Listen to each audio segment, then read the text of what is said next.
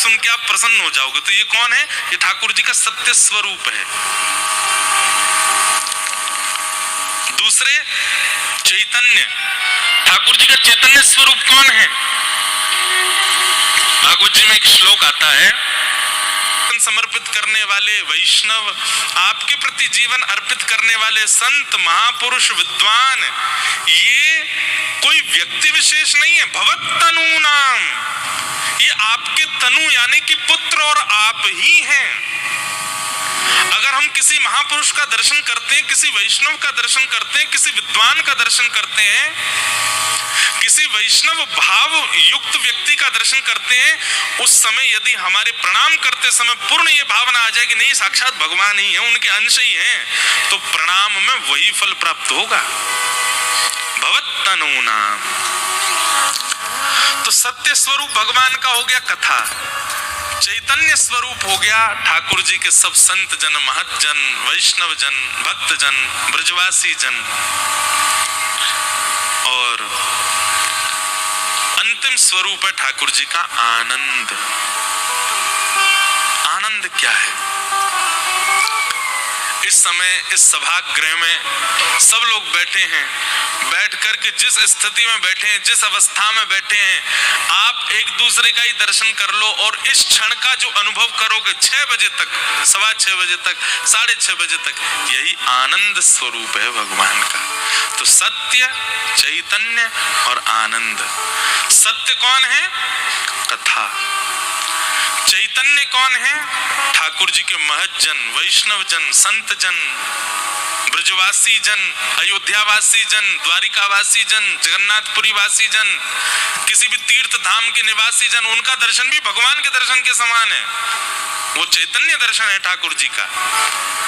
और कथा में बैठ करके अपनी सुध बुध भूल करके, तन की स्थिति भूल करके, आनंद निमग्न होकर के जो झूम रहे हैं हम आप सब लोग, यही ठाकुर जी का आनंद स्वरूप है। लोग 11 बजे से बैठे हैं, इतनी देर कोई व्यक्ति बैठता है? क्यों बैठे हैं?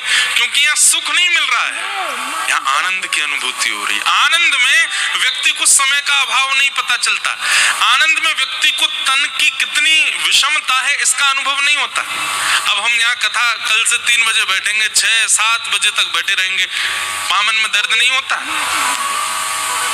होता है, पर आनंद की अनुभूति होने लग जाती है और आनंद की अनुभूति से फिर दर्द भूल जाते हैं, तन की स्थिति चली जाती है।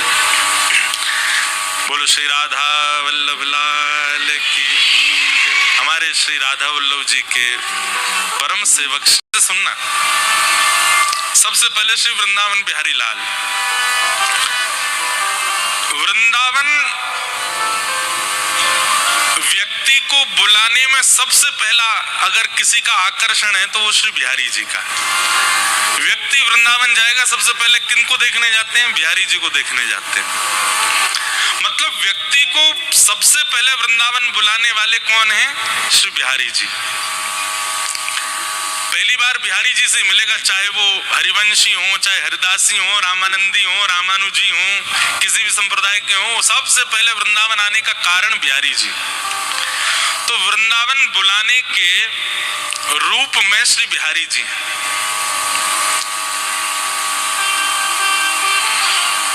बुलाने का काम श्री वृंदावन में बिहारी जी करते हैं, पर वृंदावन को नगर नगर, घर घर में, जन जन तक, दूर दूर तक पहुंचाने का काम श्री राधा वल्लभ जी ने किया।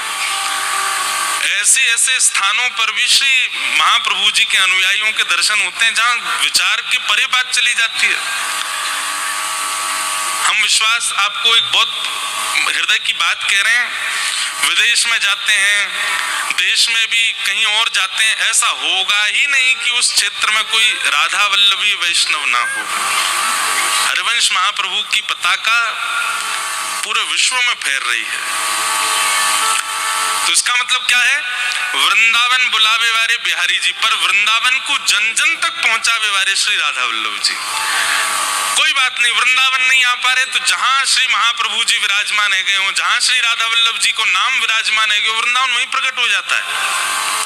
हम आते हैं जब तो दुनिया भर के लोग मिलते हैं, कोई जैसे आराम बोले, कोई जैसे कृष्ण बोले, लेकिन जैसे ही कोई दोनों भुजा उठा के कहे महाराज जी श्री हरिवंश, तो हरिवंश नाम सुनते ही लगे ही ना है कि कोई बाहर को, ऐसा लगे तो हमारे ब्रज को ही है, ये तो हमारे वृंदावन को ही है। तो ब्रज में बुलावे वाले बिहारी जी, ब्रज को जन जन तक पहुंचावे वाले श्री राधा वल्लभ जी। अब ऐसे तो आचार्य ने कृपा करी, पर व्रज में टिकावे वाले श्री राधा रमण जी। राधा रमण जी को काम कहा है, बोले ब्रज में एकांतिक वास टिका देंगे ब्रज में, ऐसे श्री राधा रमण जी। तो हमारे श्री राधा वल्लभ लाल जी अति अद्भुत। अभी गाएंगे, विश्राम जब होगी ना कथा तो वृंदावन रसामृत पद गाएंगे साथों। राज जी उठा रहे हैं, कहीं नाग पे पौड़े हैं, कहीं दोनों भुजा कटी पर रख के खड़े हैं। ठाकुर जी के स्वरूप बहुत सारे हैं, पर रूप तीन हैं, सत्य, चैतन्य और आनंद। और इन तीनों रूपों का दर्शन हमने किया है। कैसे? तो मैं निवेदन कर रहा था, भगवान का सत्य स्वरूप क्या है? ये कथा के जो शब्द हैं, कथा के जो भाव हैं, कथा का जो ज्ञान है, ये भगवान का सत्य स्वरूप है। क्योंकि कोई भी व्यक्ति सुनेगा, सर उसका झुकेगा, सर उसका स्वीकार करेगा। सत्य वही मानो जिसका स्वीकारीकरण होता है, जिसको सब स्वीकार करते हैं। 90% लोग कथा सुनते हैं तो ऐसे करते रहते हैं, स्वीकार अभी भी कर रहे हैं। क्यों? क्योंकि सत्य है। तो ठाकुर जी का सत्य स्वरूप क्या है? कथा। चैतन्य स्वरूप क्या है? तो भगवत जन वाणी गुणानुकथने श्रवणौ कथायाम हस्तौ च कर्मसु मनस्तव पादयोर्नः स्मृत्याम शिरस्तव निवास जगत प्रणामे दृष्टि सताम दर्शनेस्तु भवत्तनूनाम। ठाकुर जी के जो जन हैं, ठाकुर जी को भजवे वाले, ठाकुर जी को ध्यावे वाले, ठाकुर जी की अनंत उपासना करने वाले, ये सब कौन है? ये ठाकुर जी के चैतन्य स्वरूप है, ये चलते फिरते ठाकुर जी हैं। ब्रजवासियों का सागर आगमन करना, सागर आगमन होना इतने वैष्णवों को एकत्रित कर देता है। क्यों? क्योंकि ब्रज से आए हैं, ठाकुर जी को भजवे वाले आए, ठाकुर जी को पूजवे वाले आए, ठाकुर जी की सेवा करने वाले आए हैं। ये ठाकुर जी जैसे ही हैं। हम अपनी प्रशंसा के भाव में नहीं कह रहे हैं आपसे, पर एक बात बता रहे हैं, ठाकुर जी को भजवे वाले ठाकुर जी ही है जाएं।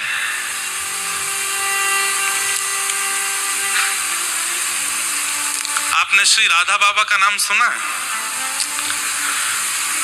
हमारे भारत के एक अद्भुत संत हुए श्री राधा बाबा महाराज। आप गोरखपुर में विराजते थे, गीता प्रेस गोरखपुर, जहां से सारे ग्रंथ प्रकाशित होते हैं, वहीं आप विराजते थे। प्रसंग तो विस्तृत बताना तो बहुत बड़ा होगा, पर मैं एक बात बता रहा हूं। तो हमारे श्री राधा बाबा महाराज पूरे दिन दर्शन देते थे, लोग बाग मिलते थे उनसे। वो एक जगह बैठे रहते थे, अपने कभी लेखन का कार्य, कभी प्रवचन का कार्य, कभी कोई कार्य, तो लोग दूर बैठ के उनको देखते रहे, दर्शन करते थे। पर एक वयोवृद्ध माता, एक बूढ़ी माता जी, वो बाबा का दर्शन कब करती थी? जब सुबह सुबह ब्रह्म मुहूर्त में बाबा जंगल जाते थे शौच के लिए, वो तभी दर्शन करती थी बाबा का। उसको अनेक लोगों ने कहा, बोले पूरे दिन बाबा यहाँ बैठते हैं, लोग मिलने आते हैं, दर्शन होते हैं, सब कुछ होता है, तुम तब क्यों नहीं आती हो? इस सुबह सुबह महाराज जी हमारे निवृत्त होने जाते हैं, तभी तुम दर्शन क्यों करती हो आके? अब देखिए, बात बहुत बड़ी है, ध्यान से सुनिएगा। वो कहती हैं, बोले मैंने दिन में भी दर्शन किए बाबा की, शाम को भी दर्शन किए, दोपहर में भी दर्शन किए, पर दिन में, दोपहर में, शाम को जब दर्शन करती हूँ तब अकेले बाबा दिखते हैं। पर ये सुबह सुबह जब ये स्नान ध्यान और निवृत्त होने के लिए जाते हैं ना, तो एक सांवरा सलोना सा लाला इनके पीछे पीछे जाता है, एक बालक इनके पीछे पीछे चलता है। मैं बाबा को देखने नहीं आती सुबह, उस बालक को देखने आती हूँ। बालक कोई और नहीं, इसमें हम ठाकुर जी उनके पीछे पीछे चलते हैं। इसका मतलब क्या है?